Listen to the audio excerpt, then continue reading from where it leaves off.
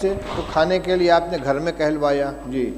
فبعث إلى نسائه فقلن ما معنا إلا الماء نو گھر تھے، 9 گھر کے اندر سوائے پانی کے کچھ نہیں تھا. جی.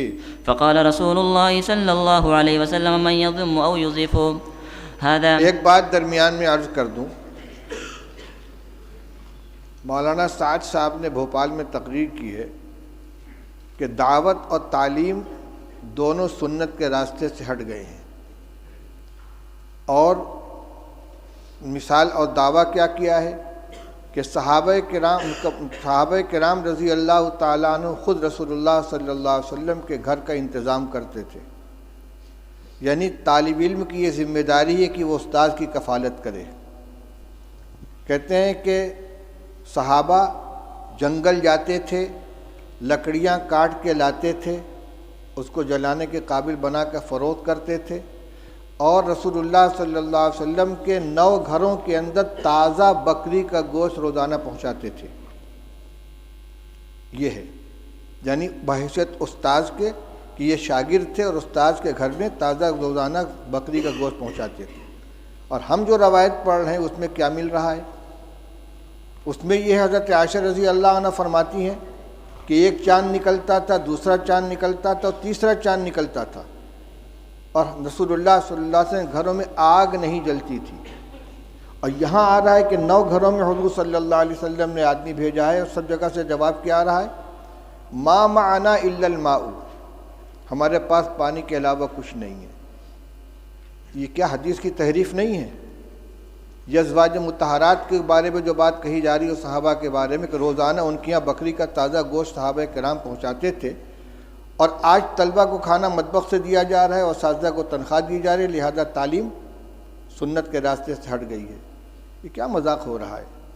یہ جتنے مدارس چل رہے ہیں، جتنے اکابر نے مدارس قائم کیے ہیں، تعلیم گاہوں کا انتظام کیا ہے، اصحاب صفہ نہیں تھے جن کے لیے صحابہ کرام رضی اللہ تعالیٰ عنہ لا کے انگور کے خوشے لٹکا دیا کرتے تھے، اور انگور اور کھجور کے خوشے لٹکا دیا کرتے تھے، اور ان کو اسی سے کھانا دیا جاتا تھا. وہ روایت نہیں آئی کہ رسول اللہ صلی اللہ علیہ وسلم مہمانوں کو حوالے کرتے تھے کہ بھئی اتنے کو کون کھلائے گا، جس کے گھر میں 2 آدمی کا کھانا ہو تیسرے کو کھلائے، جس کے یہاں 4 وہ 5ویں کو کھلائے. صدیق اکبر اتنے آدمی کو لے کر گئے، فلاں اتنے آدمی کو لے کر گئے.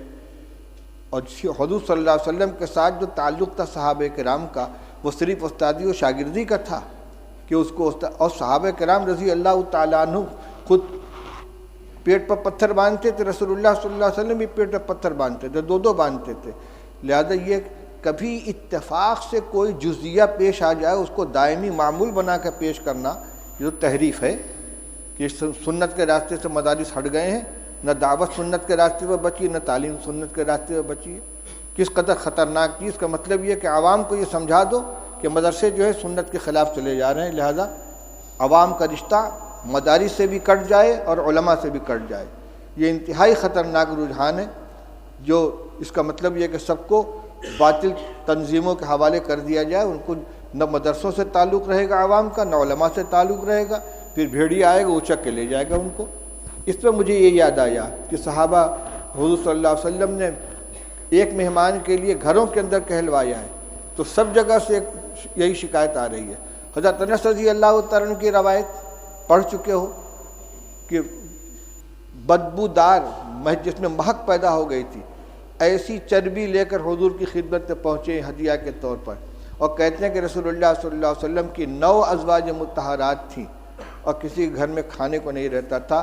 آپ نے وفات کے وقت 30 سا جو یہودی سے ادھار لیا ہے، اپنی ذرا اس کے پاس آپ نے رکھی ہے.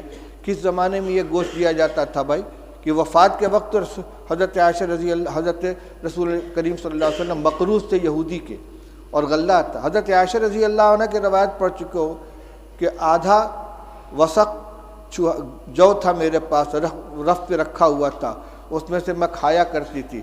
ایک دفعہ تول دیا تو سب ختم ہو گیا. یہ جو کو کھایا جا رہا ہے پکا پکا کے، اور یہ تازہ گوشت روزانہ پہنچا رہے ہیں. افسوس ہوتا ہے اس طرح کی حرکتوں کے اوپر. چلو پڑھو روایت. فقال رجل من